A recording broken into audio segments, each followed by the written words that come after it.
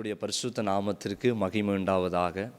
மீண்டும் இந்த நிகழ்ச்சியிலே உங்கள் யாவரையும் சந்திப்பதில் மிகுந்த ஸ்தோத்திரம், மிகுந்த சந்தோஷம். நிச்சயமாகவே இந்த நிகழ்ச்சியின் மூலமாக கர்த்தர் ஒவ்வொரு நாளும் உங்களோடு அவர் பேசுகிறதை நான் கேள்விப்படும் பொழுது எனக்கு மிகுந்த ஆவிக்குரிய வாழ்க்கையில் சந்தோஷமாக இருக்கிறது. தொடர்ந்து இந்த நிகழ்ச்சியை பார்க்குறீங்க.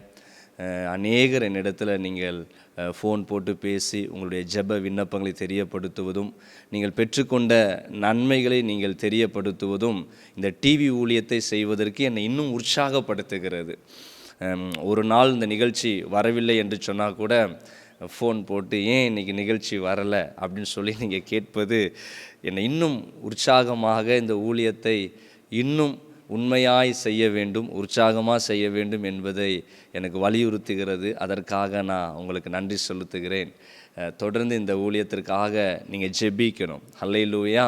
இந்த ஊழியத்தை தடையில்லாதபடிக்கு முழு பலத்தோடு நான் செய்வதற்கு நீங்கள் பார்த்துட்டு போயிடக்கூடாது. இந்த நிகழ்ச்சி இன்றைக்கி நல்லா இருந்துச்சு, இன்றைக்கி வார்த்தை எங்களுக்கு நல்லா இருந்துச்சு அப்படின்னு சொல்லிவிட்டு நீங்கள் பார்த்துட்டு போயிடக்கூடாது. இந்த ஊழியத்திற்காக நீங்கள் என்ன பண்ணணும்?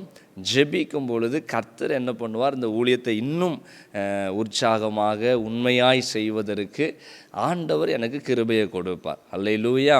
சரி, கர்த்தருடைய வார்த்தைக்கு நேராக நம்ம இன்றைக்கு கடந்து செல்லுவோம். ஒரு வசனத்தை இன்றைக்கி நம்ம தியானிக்க போகிறோம். ஆமென். நிச்சயமாகவே வசனத்தை தியானிக்க தான் நம்மளை பாக்கியவான்கள் ஆண்டவர் சொல்கிறார்.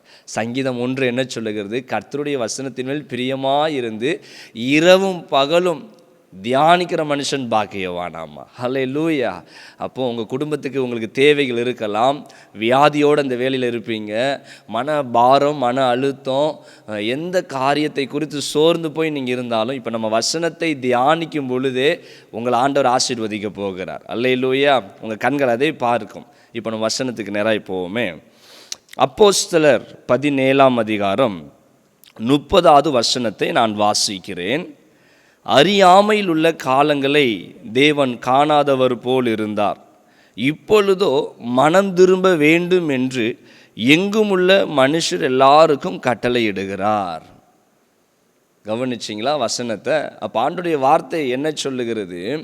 நம்ம ஒரு பாவத்தை இது பாவம் என்று தெரியாமல் நம்ம செய்தால் ஆண்டவர் சொல்லுகிறார் அதை அவர் காணாதவர் போல இருந்தாராமா. ஏன்னா இவங்களுக்கு அந்த பாவனே தெரியல, இந்த பாவத்தை இவங்க செஞ்சிட்டாங்க அப்படின்னு சொல்லிட்டு ஆண்டவர் காணாதவர், பார்க்காதவர் போல் இருந்தார். ஆனால் இது பாவம் என்று தெரிந்து நாம் பாவத்தை செய்வோம்னு சொன்னால் வசனம் சொல்லுகிறது மனம் திரும்ப வேண்டும் என்று எங்குமுள்ள மனுஷர்களுக்கு எல்லாருக்கும் கட்டளையிடுகிறார். இது பாவம் தெரிஞ்ச பிறகு நம்ம பாவம் செய்வோம்னா கர்த்தர் அதற்கு சில தண்டனைகளை நமக்கு கொடுத்து அதை குறித்து நமக்கு விசாரணை செய்து நம்மளை உணர்த்தி மனம் திரும்ப பண்ணுகிறார். அவர் நம்மளை தண்டித்து அப்படியே அழித்து விடுகிறவர் அல்ல, நம்மளை மனம் திரும்ப பண்ணுகிறார். அப்போ இதில் இந்த வசனத்துடைய கரு என்னன்னா, நம்ம தெரியாமல் பாவம் செய்தால் நமக்கு மன்னிப்பு உண்டு, தெரிந்தே பாவம் செய்வோன்னு சொன்னால் மன்னிக்கிறவர் தான், ஆனால் அதுக்கு தண்டனையும் கர்த்தர் கொடுப்பார். சரிங்களா? அப்போ இன்றைக்கி நம்ம ஆண்டவருடைய பிள்ளையாக இருக்கிறோம். இதை நீங்கள் தொடர்ந்து இந்த செய்தியை பார்க்குற பிள்ளைங்களாக இருக்கலாம், பல வருடங்கள் சபைக்கு போகிற பிள்ளைகள் இந்த நிகழ்ச்சியை பார்த்து கொண்டு இருக்கலாம். ஒருவேளை பாஸ்டர் நான் இப்போ தான் இன்றைக்கி தான் இந்த நிகழ்ச்சியை பார்க்கிறேன், இதற்கு முன்பதாக நான் ஆலயத்திற்கு போனதில்லை, இயேசுவை குறித்து கேள்விப்பட்டு இருக்கிறேன், ஆனால் அவரை குறித்து அதிகமாக எனக்கு தெரியாது அப்படின்ற ஒரு புது அனுபவத்தில் இந்த நிகழ்ச்சியை பார்த்து கொண்டிருந்தாலும் ஆண்டவர் உங்களுக்கு புரியும்படி என்னை பேச வைப்பார் என்று நான் விசுவாசிக்கிறேன். நிச்சயம் உங்களுக்கு இது பிரயோஜனமாக இருக்கும். இன்னொரு பக்கம், நான் ஏற்கனவே ஆலயத்திற்கு போய் பல வருட கிறிஸ்தவர்களாய் நாங்கள் இருந்து ஆண்டவரை ஆராதித்து கொண்டிருக்கிறோம் அப்படின்ற பிள்ளைகளுக்கு இன்னும் அதிகமாய் இந்த சத்தியங்கள் உங்களுக்கு புரிய ஆரம்பிக்கும். பரிசுத்த ஆவியானவர் நமக்கு உதவி செய்வாராக. அப்போது நம்ம ஆண்டவருடைய வசனம் தெளிவாய் சொல்லுது, நம்ம அறிந்தே பாவம் செய்வோன்னு சொன்னால், தெரிந்தே பாவம் செய்வோன்னு சொன்னால் அதற்கு கண்டிப்பாக நமக்கு விதைத்ததை நாம் அறுத்து ஆக வேண்டும். அல்லேலூயா. அதற்கு உதாரணமாக சிம்சோனை உங்கள் மத்தியில் நான் பேச வேண்டும் என்று விரும்புகிறேன். சிம்சோனை குறித்து நன்கு அறிந்திருக்கிறீங்க. மனோவாவினுடைய குமாரன் சிம்சோன். அவருடைய மனைவிக்கு அநேக நாட்கள் குழந்தை பாக்கியம் இல்லாமல் இருந்துச்சு, பல வருட காலங்கள். அப்போ ஆண்டவர் தரிசனத்தில் வந்து பேசுகிறார் மனோவாவினுடைய மனைவிக்கு, உனக்கு ஒரு குமாரனை கொடுப்பேன், ஆனால் அவன் நசரேயனா இருப்பான். நசரேயனா எப்படி? அவன் ஜீவிய காலம் வரைக்கும் தீட்டானதை தொடக்கூடாது, மதுபானம் குடிக்கக்கூடாது, திராட்சை ரசம் குடிக்கக்கூடாது, அவனுடைய சிரசில் முடி வெட்டக்கூடாது. இவைகளெல்லாம் கட்டளையாக கொடுக்கப்படுகிறது. இப்படிப்பட்ட கட்டளையோடு உன் பிள்ளையை நீ வளர்த்தாக வேண்டும் என்று அவர்களுக்கு கற்றுக் கொடுக்கப்படுகிறது. அதே போல் குழந்தை பிறந்துச்சு, அந்த குழந்தையை அதே போல் அவங்க வளர்க்குறாங்க. சரியா? அந்த பிள்ளை அதே போல் சிரசில் முடி வெட்டாமல், திராட்சரசம் குடிக்காமல், மதுபான பழக்கம் இல்லாமல், செத்த பிரேதங்களை தொடாமல், தீட்டானவைகளை தொடாமல் ரொம்ப கண்டிஷனாக பிள்ளையை வளர்க்குறாங்க சிம்சோனை. அப்போது அந்த சிம்சோன் சிறு வயதிலேயே அவருக்கு நிறைய ஆசைகள் இருந்திருக்கும். திராட்சரசம் குடிக்கணும்னு ஒரு ஆசை இருந்திருக்கோன்னே அவங்க அம்மா அப்பா சொல்லியிருப்பாங்க, ஆண்டவர் சொல்லியிருக்கிறாரு நீ திராட்சரசம் குடிக்கக்கூடாது. உடனே சிம்சோனுக்கோ நம்ம திராட்சரசம் குடிக்கக்கூடாது. ஏம்மா எல்லாரும் முடி வெட்டுறாங்களே, நான் மட்டும் முடி இவ்வளோ பெருசாக வளர்த்துருக்கிறேன்னு வெட்டணுமேன்னு கேட்கும் பொழுது அவங்க பெற்றோர்கள் சொல்லியிருப்பாங்க, இல்லைப்பா உனக்கு நசரேய விரதம் இருக்குது, ஆண்டவர் அப்படி தான் சொல்லியிருக்கிறாரு, அதனால் நீ முடி வெட்டக்கூடாது அப்படின்னு சொல்லி சிறு வயதிலேயே என்னென்ன காரியத்தின்படி தேவன் கட்டளை கொடுத்தாரோ அதெல்லாம் சொல்லி சொல்லி வளர்த்தாங்க சிம்சோனை. இப்போ சிம்சோன் பெரியவராய் வளர்ந்தார், வாலிபனாய் மாறினார். இப்படி இருக்கிற பட்சத்தில் சிம்சோன் ஒரு பெண்ணின் மீது ஆவல் கொண்டு அந்த பெண்ணை திருமணம் பண்ண வேண்டும் என்று புறப்பட்டு போகிற பாதையில், பைபிள் படிக்கிறவங்களுக்கு இது அறிந்திருக்கு, நான் வேகமாக சொல்லிட்டு போகிறேன். அப்போது போகிற பாதையில் ஒரு சிங்கம் வருகிறது. சிம்சோன் அந்த சிங்கத்தை ஆட்டுக்குட்டியை கொல்லுவதை போல கொன்று போட்டுட்டார். ஏன்னா சிம்சோனுக்கு விசேஷித்த பலன் இருந்துச்சு, தேவன் அவருக்கு பலனை கொடுத்திருந்தார். அப்போ அந்த சிங்கத்தை கொன்று போட்டார். மீண்டும் ஒரு நாள் அதே பாதையில் வரும் பொழுது சிம்சோன் அந்த சிங்கத்தை போய் பார்க்கலாம், அதை நம்ம இந்த இடத்துல தானே கொன்று போட்டோம், அது எப்படி இருக்குது பார்ப்போம் என்று சொன்னால் சிங்கத்தினுடைய வாயில் ஒரு தேன் கூடு இருந்தது. சிம்சோன் என்ன பண்ணியிருக்கணும்? சிறு வயதிலிருந்தே அவங்க பெற்றோர்கள் சொல்லி வளர்த்துருக்கிறாங்கல்ல, செத்த பிரேதத்தை தொடக்கூடாது, தீட்டானதை தொடக்கூடாது. ஆனால் சிம்சோன் அதை நினைக்கவே இல்லை. அந்த மரித்து போன சிங்கத்தின் சடலத்தை பார்த்து அதனுடைய வாயில் தேன் கூடு இருந்துச்சு பாருங்க, அந்த தேனை எடுத்து சாப்பிட்டு தன் பெற்றோர்களுக்கும் அந்த தேனை கொண்டு வந்து கொடுத்துட்டார். ஆனால் பைபிள் சொல்லுது, அவர் எங்கிருந்து தேன் கூடை எடுத்துட்டு வந்து தேனை கொடுத்தார் என்பதை தன் பெற்றோர்களுக்கு அவன் சொல்லவில்லை. ஏன் சொல்லலை? சொன்னால் அம்மா அப்பா திட்டுவாங்க. ஏன்னா சின்ன வயசுலேருந்தே சொல்லி சொல்லி வளர்த்துருக்குறாங்கல்ல, இப்படிலாம் நீ செய்யக்கூடாதுப்பா, தீட்டானதை தொடக்கூடாதுன்னு சொல்லி. அப்போ திட்டுவார்கள், என்னை கடிந்து கொள்ளுவார்கள் என்பதை சிம்சோன் அறிந்து தான் செய்ததை சொல்லாமல் மறைத்து விட்டார். சரிங்களா? சரி, இப்போ சிம்சோன் கதை அப்படியே வச்சுடுவோம். அப்போ சிம்சோனுடைய இந்த வாழ்க்கை முறை நமக்கு எதை கற்றுக் கொடுத்தது? தேவன் சொன்னதை அறிந்திருந்த பொழுதிலும், தன் பெற்றோர்கள் சிம்சோனுக்கு சொன்னதை அறிந்திருந்த பொழுதிலும் அவர் ஒரு தவறை செய்து விட்டார், ஆனால் அதை மறைச்சிட்டார். இப்போ சிம்சோன் தெரிஞ்சு பாவம் செஞ்சாரா, தெரியாமல் பாவம் செய்தாரா? எத்தனை வருஷமா சிம்சோனுக்கு சொல்லி கொடுத்து வளர்த்துருக்கிறாங்க, நீ மதுபானம் குடிக்கக்கூடாது, செத்த பிரேதத்தை தொடக்கூடாது, தீட்டானதை தொடக்கூடாது, பல வருடம் சொல்லி கொடுத்தாங்க. ஆனால் அந்த தேன் கூட பார்க்கும் பொழுது அவருக்கு ஒரு ஆசை வந்துருச்சு. அதனால் தெரிந்தே அந்த தவறை அவர் செய்ததுனால தான் தன் பெற்றோர்களுக்கு அவன் எங்கிருந்து இந்த தேன் கூட எடுத்துக்கொண்டு வந்தார் என்பதை அவர் சொல்ல மறுத்து விட்டார். சொல்லவே இல்லை, மறைச்சிட்டார். அப்போது எனக்கு அருமையான தேவ பிள்ளையே, இன்னைக்கு ஆண்டவருடைய பிள்ளைகள் தான் நம்ம இன்னைக்கு நிகழ்ச்சியை பார்த்து கொண்டு இருக்கிறோம். தினந்தோறும் இந்த நிகழ்ச்சியை பார்க்கிறோம், ஆண்டவருடைய பைபிளை நன்கு வாசிக்கிறோம், தேவ சமூகத்தில் ஜெபிக்கிறோம், ஆலயத்துக்கு போகிறோம், நன்கு இந்த பைபிளை குறித்த சத்தியத்தை நாம் அறிந்து கொள்ளுகிறோம். அப்போது அவருடைய வசனத்தை நம்ம அறிந்து கொள்ளுகிறோம். இயேசுவுக்கு பிரியமான காரியம் என்ன, ஏசப்பாவுக்கு பிரியமில்லாத காரியம் என்ன, இதெல்லாம் நமக்கு தெரியுது. ஆனால் ஆண்டவருடைய பிரியமான காரியங்கள் வசனத்தை நம்ம அறிந்த பொழுதிலும் தேவனுக்கு பிரியமில்லாத காரியத்தை இன்னைக்கு செய்கிறோமா செய்யலையா? ஒரு கேள்வி. தேவனுக்கு நம்ம செய்கிறதெல்லாம் ஆண்டவருக்கு பிரியமான காரியமாக இருக்குதா? நம்ம செய்கிறதெல்லாம் ஆண்டவருக்கு பிரியமான காரியமாக இருக்குதா? நினச்சி பாருங்க. எவ்வளோ பிரியமில்லாத காரியத்தை இன்னைக்கு ஜனங்கள் செய்து கொண்டு இருக்கிறாங்க. அது தெரியுது, இது நாம் செய்கிற காரியம் தேவனுக்கு பிரியமில்லாதது. நாம் ஒரு பாவத்தை செய்வோம்னா அது தேவனுக்கு பிரியமில்லாதது என்பது தெரியுது. தெரிஞ்சே இன்னைக்கு எத்தனை கிறிஸ்தவர்கள் இன்னைக்கு பாவம் செய்கிறாங்க. ஹல்லேலூயா. அப்போ பைபிள் சொல்லுது, அறியாமையில் காலங்களை தேவன் காணாதவர் போல இருந்தார். அறியாமையில் நம்ம ஒரு பாவம் செஞ்சோமே, இது பாவம்னு தெரியாதுப்பா, அது ஆண்டவர் பார்க்காம இருந்தார். இது பாவம் என்று தெரிந்த பிறகு நம்ம பாவம் செய்வோம்னு சொன்னால் அப்போ ஆண்டவர் என்ன செய்வார்? நம்முடைய அம்மா அப்பா பிள்ளைக்கு கற்றுக் கொடுக்குறோம், மக்களே இந்த தப்பு நீ செய்யக்கூடாது, இந்த பாவத்தை நீ செய்யக்கூடாது. அதை மீறி அந்த பிள்ளை செஞ்சிச்சுன்னா பிள்ளையை நம்ம கடிந்து கொள்ளுகிறோமா, கடிந்து கொள்ளலையா? பிள்ளைக்கு அடி கொடுக்குறோமா இல்லையா? அப்போ ஆண்டவர் நமக்கு சொல்லி கொடுக்கிறார், எதை செய்ய வேண்டும் எதை செய்யக்கூடாது என்பதை பரிசுத்த வேதாகமும் நமக்கு நன்கு சொல்லி கொடுக்கிறது. அது மட்டும் இல்லாமல் ஆலயத்துக்கு போகும்பொழுது உங்களுடைய போதகர் உங்களுக்கு கற்றுக் கொடுக்குறாங்க. அதையும் தாண்டி இப்படிப்பட்ட டிவி நிகழ்ச்சிகளில் நல்ல தேவ செய்தியை கேட்டுக்கொள்ளுகிறோம்.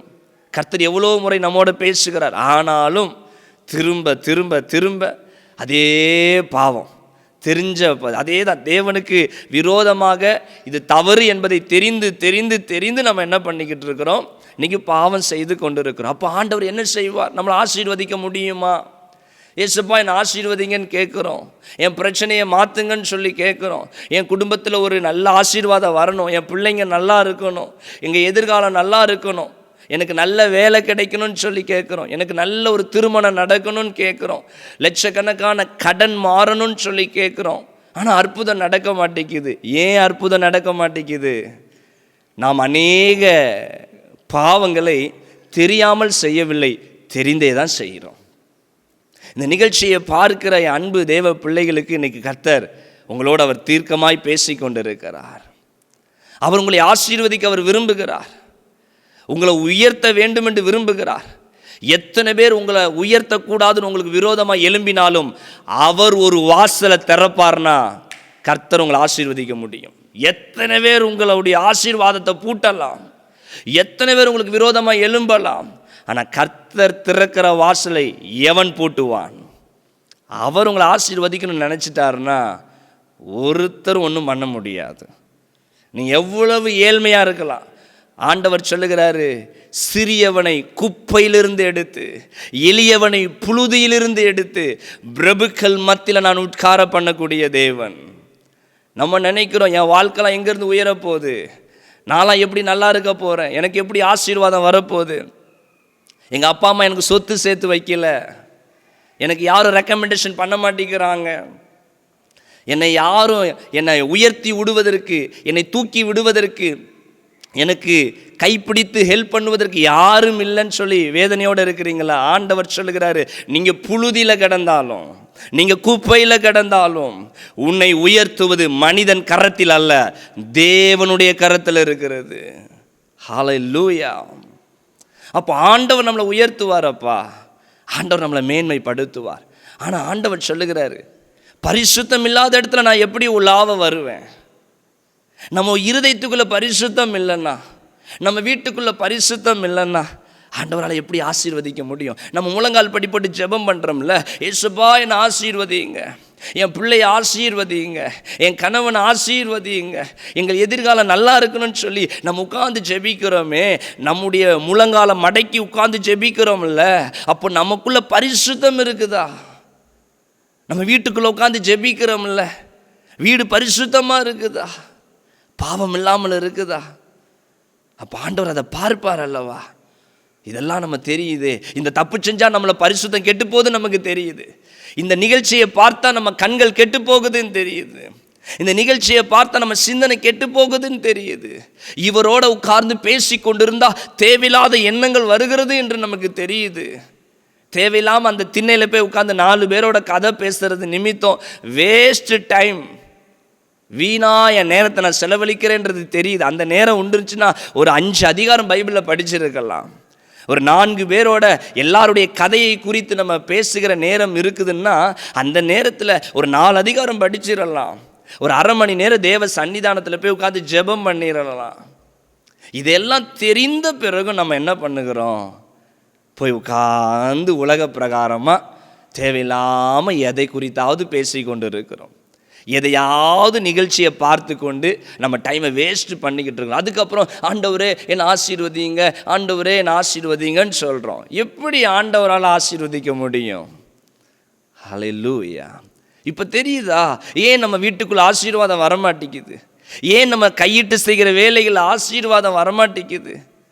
இன்னைக்கு ஆண்டவர் சொல்லுகிறார், அநேக தவறுகளை நம்ம தெரிஞ்சே தான் செய்கிறோம், தெரியாமல் ஒன்றும் செய்யலை. ஒத்துக்கொள்கிறீங்களா? ஒத்துக்கொள்கிறீங்களா? தெரிஞ்சு தான் நம்ம தப்பு செய்கிறோம், தெரியாமல் ஒன்றும் செய்யலை. எத்தனை பேர் இருக்கிற இடத்துல மனதார உள்ளத்திலிருந்து ஆமேன்னு சொல்கிறீங்க? உண்மைதான் பாஸ்டர், நாங்கள் நிறைய காரியம் தெரிஞ்சு தான் தப்பு பண்ணுறோம், நான் தெரியாமல் தப்பு பண்ணுறேன் அப்படின்னு சொல்லிட்டோம்னா கர்த்தர் நம்ம இருதயத்தை பார்க்கிறார். அல்லேலூயா. சரி, நேரம் கடந்து போய்கிட்டே இருக்குது. சொல்ல வேண்டிய காரியத்தை நான் சுருக்கமாக சொல்லி நான் ஜெபிக்க விரும்புகிறேன். ஹல்லேலூயா. ஒரு காரியத்தை இன்றைக்கி பார்க்க போகிறோம். நம்ம தெரிஞ்சே செய்கிற அன்றாட செய்கிற காரியம், தெரிந்தே செய்கிற அன்றாட, இது ஒரு பெரிய ரெகுலர் ஆகி போச்சு, நமக்கு ரெகுலர் ஆகி போச்சு. என்னைக்காவது ஒரு நாள்லாம் கிடையாது, இது ரெகுலர் ஆகி போச்சு. அந்த ஒரு காரியத்தை பார்க்க போகிறோம். என்ன காரியம் தெரியுமா? பொய் பேசுதல். என்ன பேசுதல்? பொய் பேசுதல். பொய் பேசுகிறவங்க இன்றைக்கி இருக்கிறாங்களா இல்லையா? அந்த நிகழ்ச்சியை நம்ம பார்த்து கொண்டு இருக்கிறோம். நமக்குள்ளே பொய் பேசுகிற பழக்கம் இருக்குதா? நல்லா நினச்சி பாருங்க. சிலர் இப்படி சொல்லுவா, இப்படி நான் இருக்கிறவங்க உண்டு, காரணம் இல்லாமல் போய் சும்மானாலும் போய் சொல்லிக்கிட்டே இருப்பாங்க. வாய் எடுத்தாலே போய் வரும். பெரிய விஷயத்துக்கெல்லாம் போய் சொல்ல, அவங்க சின்ன சின்ன விஷயத்துக்கு கூட என்ன பண்ணுவாங்க? போய் சொல்லுவாங்க. சிலர் இப்படி உண்டு, ரொம்ப நிர்பந்தமான கட்டத்துக்காக போய் சொல்கிறவங்க இருக்கிறாங்க. ரொம்ப நிர்பந்தமான சில கஷ்டமான காலகட்டத்தில் போய் பேசுகிறவங்க இருக்கிறாங்க. ஆனால் கஷ்டமான காலத்தில் போய் சொன்னாலும் தப்பு தான், சும்மா சும்மா சொன்னாலும் தப்பு தான். ஏன் அப்படின்னா பைபிள் என்ன சொல்லுது? நீங்கள் நினைக்கலாம், ஃபஸ்ட்டு அப்போது கஷ்டமான காலத்தில் நாங்கள் ஒரு பொய் சொன்னால் கூட அது பாவமாயிருமா? வேறு வழியே இல்லை, பாவம் தான். அல்லேலூயா. ஏன் இந்த பொய்க்கு இவ்வளோ தூரம் நம்ம பாவம் என்று சொல்லி பார்க்கிறோம் தெரியுமா? வேதம் என்ன சொல்லுகிறது? ஒரு வசனத்தை வாசித்தா உங்களுக்கு நன்றாக புரிய ஆரம்பிக்கும். சரிங்களா? சங்கீதம் 5ஆம் சங்கீதம் 6வது வசனத்தை நான் உங்களுக்காக வாசித்து காட்ட விரும்புகிறேன். 5ஆம் சங்கீதம் 6வது வசனம். பொய் பேசுகிறவர்களை அழிப்பீர். என்ன சொல்லப்பட்டிருக்கிறது? பொய் பேசுகிறவர்களை கர்த்தர் அழிப்பாராமா. ஹல்லேலூயா. நம்ம கொலை செய்யலை, கொலை செய்கிறவங்கள நான் அழிப்பேன், விபச்சாரம் பண்ணுகிறவங்கள நான் அழிப்பேன் அப்படின்னு சொல்லிட்டு பெரிய பெரிய பாவத்துக்கு மட்டும் ஆண்டவர் அழிப்பேன்னு சொல்லலை. பொய் பேசுகிறவங்கள நான் என்ன பண்ணிடுவேன்? அழிச்சு போட்டுருவேன். ஏன் இவ்வளோ தூரம் ஆண்டவர் கோபமாக சொல்லுகிறார், கடினமாய் சொல்லுகிறார்? பொய் பேசுகிறவங்கள நான் அழிப்பேன்னா அந்த பொய் யாருடையது, அது எங்கிருந்து பிறக்குதுன்னு சொல்லி நம்ம பார்த்தோம்னா இந்த வசனத்துக்கு நம்ம ஆமேன்னு சொல்லுவோம். அந்த வசனத்தை பார்ப்போமே. யோவான் 8ஆம் அதிகாரம். பைபிள் இருந்தால் நீங்கள் பைபிளை பாருங்கள், இல்லைனா டிவியில் வரக்கூடிய அந்த வசன பகுதியை நீங்கள் என்ன பண்ணலாம், நீங்கள் பார்த்து கொள்ளலாம். யோவான் 8ஆம் அதிகாரம் 44வது வசனம் என்ன சொல்லுகிறது? இதில் அந்த பகுதியினுடைய பாதியை நான் வாசிக்கிறேன். அந்த வசனத்தினுடைய பாதி பகுதியை, அவன் பொய்யனும் பொய்க்கு பிதாவுமாய் இருக்கிறபடியால் அவன் பொய் பேசும்போது தன் சொந்தத்தில் எடுத்து பேசுகிறான். மீண்டும் அந்த வசனத்தை நன்றாக பாருங்க. அவன் பொய்யனும் பொய்க்கு பிதாவுமாய் இருக்கிறபடியால். அப்போ பொய்க்கு பிதா யாருங்க? பிசாசு. நமக்கெல்லாம் பிதா யாரு? தேவன் என்று சொல்லுகிறோம். அப்போ ஒரு பொய்க்கு பிதா, அந்த பொய்க்கு கடவுள் யாரு? அந்த பொய்க்கு தேவன் யாரு? பிசாசு என்று பைபிள் சொல்லுது. அப்போ வேதம் சொல்லுகிறது, அவன் பொய் பேசும்போது தன் சொந்தத்தில் எடுத்து பேசுகிறான். அப்போ பொய் வருதுன்னா அந்த பொய் யாருக்கு சொந்தமானதாமா? பிசாசுக்கு சொந்தமானது. இப்போ நம்ம வாயில் ஒரு பொய் வந்துருச்சுன்னா நம்ம யாருடைய சொந்தத்தை எடுத்து பேசிக்கிட்டு இருக்கோம்? யாருக்கு சொந்தமானதை எடுத்து பேசிக்கிட்டு இருக்கோம்? அந்த பிசாசுக்கு சொந்தமானதை எடுத்து பேசிக்கிட்டு இருக்கோம். இப்போ நமக்கு ஒரு பெண் தேவைப்படுது. ஒரு பேங்க்குக்கு போகிறீங்க, போஸ்ட் ஆஃபீஸுக்கு போகிறீங்க, அங்கே ஒரு லெட்டரில் ஃபார்ம் ஃபில்லப் பண்ணணும். உடனே ஒரு பக்கத்தில் இருக்கிறவர்கிட்ட பெண் வாங்கி எடுத்து எழுதுறீங்க. அது யாருக்கு சொந்தமான பெண்? அது அவருக்கு சொந்தமான பெண். அது சரிங்களா? அது நம்ம உரிமை கொண்டாட முடியுமா? கொண்டாட முடியாது. பெண்ணை வாங்கிட்டு அவர்கிட்ட கொடுத்துருவோம், சரிதானே? அப்போது நம்ம ஒரு பொய் பேசும்போது யாருக்கு சொந்தமானது அந்த பொய்? பிசாசுக்கு சொந்தமானது. அப்போது நம்ம வாயில் பொய் பேசினோம்னா அந்த பிசாசுக்குரியதை எடுத்து நம்ம பேசினா நமக்கு அந்த பொய் நமக்குள்ளே ஒட்டி விடுகிறது. நம்ம அந்த பொய்யை பயன்படுத்த ஆரம்பிச்சிருந்தோம். அப்போ பிசாசுக்குரியதை பயன்படுத்த நமக்குள்ளே யாருடைய ஆளுகை இருக்கும்? யார் நம்மளை ஆளுகை செய்வாங்க? சிலர்லாம் அன்றாட பொய் பேசுறது, காரணம் இல்லாமல் பொய் பேசுறது, சமாளிக்கிறதுக்கு பொய் பேசுகிறோம், சும்மா நகைச்சுவைக்காக பொய் பேசுகிறோம், ஏமாற்றுவதற்காக பொய் பேசுகிறோம், சமாளித்து நம்மளை தப்புவித்து கொள்ளுவதற்காக பொய் பேசுகிறோம். என்ன காரணம் வேணாலும் சொல்லலாம் பொய்க்கு. பொய் பேசினோம்னா அது தேவனுடையவைகள் அல்ல, அது பிசாசினுடையவைகள். அதனால தான் ஆண்டவர் சொல்கிறாரு, பொய் பேசுகிறவங்கள நான் அழிப்பேன்றார். ஏன்னா அது பிசாசினுடையது. அப்போ இந்த பொய் பேசுனா தப்புன்றது நமக்கு நல்லாவே தெரியும். ஆனால் நம்ம இதை செய்கிறோமா செய்யலையா? செய்ய தானே செய்கிறோம். சின்ன பிள்ளைங்கக்கிட்ட இருந்து இந்த பழக்கம் இருக்குது பாருங்க. சின்ன பிள்ளை, ஒரு 4 வயசு பிள்ளை, 5 வயசு பிள்ளை, 6 வயசு பிள்ளை, அதை எடுத்தியாமா, சாக்லேட் எடுத்தியாமான்னு கேட்டால் அது இல்லைன்னு சொல்லுது. சில பிள்ளைங்க வாய்க்குள்ளே சாக்லேட் வச்சுக்கிட்டே கேட்டால் வாய்க்குள்ளே வச்சுட்டு நான் எடுக்கலைன்னு சொல்லும். அதுக்கு தெரியவே இல்லை. அதான் ஆண்டவர் மன்னிப்பார்னு வைங்களேன். அப்போ நம்ம சில சொல்லுவோம்ல, ஒரு முழு பூசணிக்காவை சாப்பாட்டில் வச்சு மறைக்கிறோம், அப்போ நம்ம போய் சொல்லுவோம். இன்னைக்கு ஆண்டவர் சொல்லுகிறார், நமக்குள்ளே இந்த பொய் பேசுகிறது தவறு என்பது நமக்கு நன்றாக தெரியுது. தெரிந்தே நம்ம செய்வோம்னு சொன்னால் ஆண்டவர் நம்மளை எப்படி ஆசீர்வதிப்பார்? ஒரு காரியத்திற்கு பொய் சொல்கிறோம். ஒரு உதாரணத்துக்கு ஒரு காரியத்தில் ஒரு பொய் சொல்கிறோம். அந்த பொய்யை சமாளிப்பதற்கு அது கூட 10 பொய் வந்துடும். பார்த்துருக்குறீங்களா? இப்போ உதாரணத்துக்கு ஒரு மாணவன் ஸ்கூலுக்கு போக அன்றைக்கி லீவு போட்டுட்டான். ஒரு காரணத்துக்காக சார் கேட்குறாரு, எதுக்குப்பா லீவு போட்டேன்? அவன் ஒரு பொய் சொல்கிறான், இந்த காரணத்தினால தான் நான் லீவு போட்டேன் சார். அந்த பொய்யை சமாளிக்க அதுக்கு ஒரு 10 பொய் கூட வரும். எங்கள் பாட்டிக்கு உடம்பு சரியில்லை சார், அது ஒரு பொய்யாச்சு. ஆஸ்பத்திரிக்கு போகும்போது நான் தான் சார் கூட போனேன், அது ஒரு பொய்யாச்சு. திருப்பி வரும்போது இவ்வளோ லேட் ஆகிருச்சு சார், அப்படி ஒரு பொய். இப்படி ஒரு பொய்க்காக 10 பொய் கூட வந்துடும். சரி, அன்னைக்கு ஒரு நாளுக்கு இவ்வளோ பொய் ஆகி போச்சா? திருப்பி ஒரு 2 வாரம் கழித்து மறுபடியும் சாருக்கு ஞாபகம் வருது, அன்னைக்கு நீ பாட்டியை பார்க்க ஆஸ்பத்திரிக்கு போனேன் அப்படின்னு சொன்னல தம்பி. ஆமாம் சார், நாங்கள் தான் சார் போனேன், எங்கள் பாட்டி கூடயே இருந்தேன் சார். மீண்டும் அதே ஒரு காரியத்திற்காக மீண்டும் போய். அப்போது எப்பெல்லாம் இந்த சம்பவம் ஞாபகத்துக்கு வருகிறதோ, எப்பெல்லாம் இந்த சம்பவத்தை குறித்து மீண்டும் பேசுகிறார்களோ, அப்பொழுதெல்லாம் பொய் சொல்லிக்கிட்டே இருப்போம்.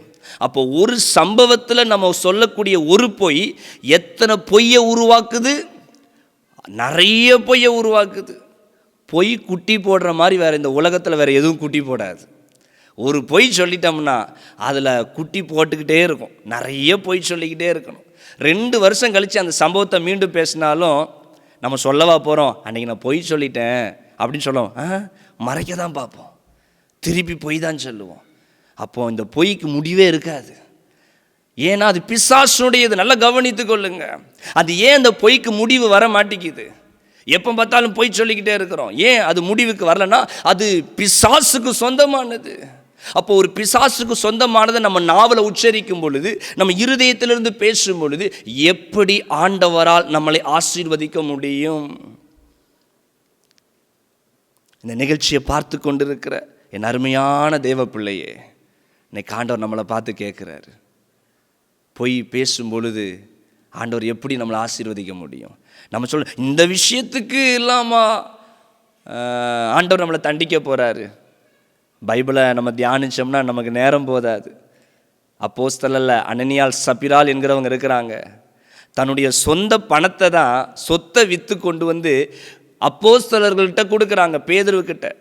ஆனால் அவங்க ஒரு பொய் சொல்கிறாங்க. அப்போஸ்தலன் கேட்குறாரு, பேதுரு, இவ்வளவு பணத்துக்கு தான் இந்த சொத்தை விற்றீங்களா அப்படின்னு கேட்கும் பொழுது, ஆமாம் நாங்கள் இவ்வளவுக்கு தான் விற்றோன்னு சொல்கிறாங்க. ஒரு பங்கை தான் கணவனும் மனைவி வீட்டில் வச்சுக்கிட்டு 10ல் உதாரணத்துக்கு 100 ரூபான்னு வைத்துக்கொள்ளுங்களேன்.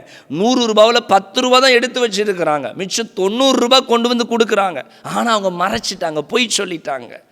இது நிமித்தம் அவருடைய ஜீவன் அன்னைக்கு இழந்து போனது. ஒரு பொய் வேதத்தில் பார்க்கத்தானே செய்கிறோம். நம்ம நினைக்கிற ஒரு சாதாரண பொய்க்கெல்லாம் ஆண்டவர் தண்டிச்சிருவார். எனக்கு அன்பு பிள்ளைங்களே, இன்றைக்கி நம்ம நல்ல உன்னிப்பாய் கவனிப்போன்னு சொன்னால் ஏன் நம்ம வீட்டுக்குள்ளே ஆசீர்வாதம் வரமாட்டேங்குது? ஏன் நம்ம செய்கிற பிஸ்னஸ் ஆசீர்வதிக்க மாட்டேங்குது? நம்ம சும்மா நாள் அடித்து விடுறது. நம்ம பிஸ்னஸில் ஒரு பழக்கடை வச்சுருக்கிறோன்னா அந்த பழக்கடையில் அந்த பழம் இன்னும் ஒரு நாள் அழுகி போயிடும். ஆனால் நம்ம அதை எப்படியே வித்துணுன்றதுக்காக, சார் சூப்பர் பழம் சார், நல்லா இருக்குது சார், அதெல்லாம் நீங்கள் வச்சு சாப்பிடலாம், இந்த பழத்தை நீங்கள் வச்சு சாப்பிடலாம், கொண்டு போங்க அப்படின்னு சொல்லி என்னத்தையாவது பொய்யை சொல்லி சமாளித்து சொல்லியிருந்தோம். அதுக்கப்புறம் அந்த பிஸ்னஸ் எப்படி ஆசீர்வாதமாக இருக்கும்? ஒரு பொருளை உருவாக்கிட்டு நம்ம சும்மா நாள் சொல்லி இது பயங்கரமாக இருக்கும் சார், இது உலகத்தார் என்ன சொல்லுவாங்கன்னா, இது பிஸ்னஸ் டேலண்ட். பிஸ்னஸில் ஒரு டேலண்ட், நம்ம வியாபாரம் செய்கிற டேலண்ட்டுன்னு சொல்லுவாங்க. ஐயா, ஒரு மனுஷனை ஆண்டவர் ஆசீர்வதிக்காமல் அவன் உயரவே மாட்டாங்க ஐயா. நம்ம என்ன டேலண்ட்னாலும் பண்ணிக்கிடலாம், என்ன ஞானம் இருக்கலாம், ஒன்றும் பண்ண முடியாது.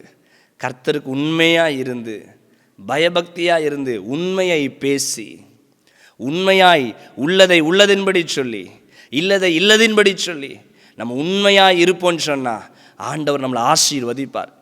எந்த மனுஷன் நம்மளை ஆசீர்வதிக்காமல் போகட்டுமே, அவருடைய ஒரு தயவு நமக்கு இருந்தால் போதும்.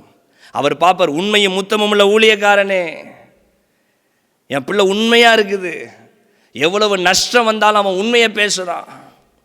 பைபிள் சொல்லுது, மோசையை பார்த்து, இவன் என் வீட்டில் எங்கும் உண்மையுள்ளவன், இவன் என் வீட்டில் எங்கும் உண்மையுள்ளவன்.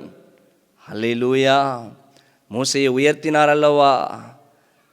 இன்னைக்கு அதே போல் என்ன நஷ்டம் வந்தாலும் பொய் சொல்லாதீங்க. உங்களை யார் தவறாய் புரிந்து கொண்டாலும் பரவாயில்லை. நான் ஒரு சமாளிக்கிறதுக்காண்டி பொய் சொல்லலைன்னா அங்கே தப்பாயிரும். தப்பாகவே நினச்சிட்டு போட்டுமே, உங்களை தப்பாக புரிஞ்சிட்டு போட்டுமே. ஏசப்பா உங்களை தப்பாக புரிஞ்சுக்கிடல, அவர் உங்களை சப்போர்ட் பண்ணுவார். பரவாயில்ல, என் பிள்ளை உண்மையை பேசிட்டான், அவமானப்பட்டாலும் அவன் உண்மையை பேசிட்டான்.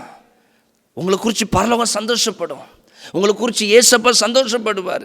நீங்கள் மனிதர்கள் என்ன நினைப்பாங்கன்றதுக்காக ஒரு பொய் சொல்லி சமாளித்து நல்ல பேரை வாங்கிட்டு போயிடலாம்.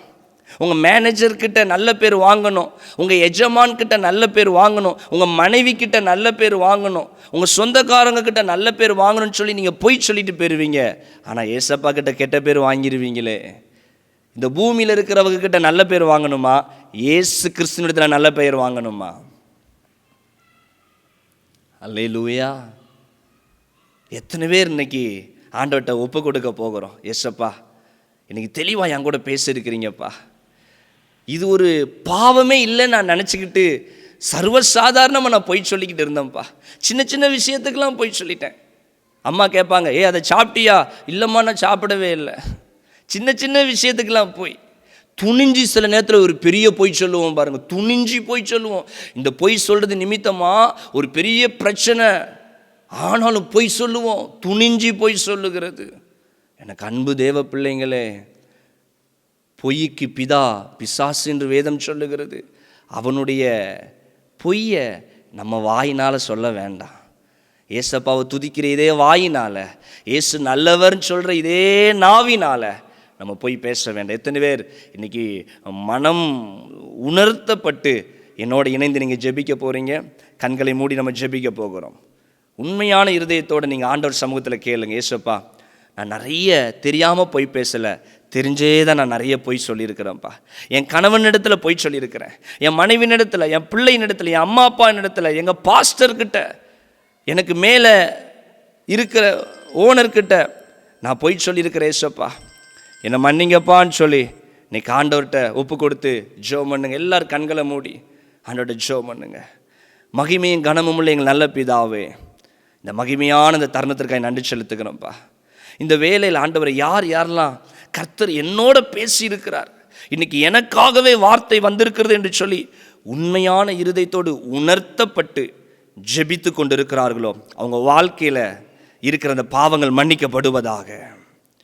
அவங்க அறிந்து செய்த பாவங்கள், அறியாமல் செய்த பாவங்கள், ஒரு விஷயம் இப்போ மன்னிக்கப்பட்டுறாச்சா?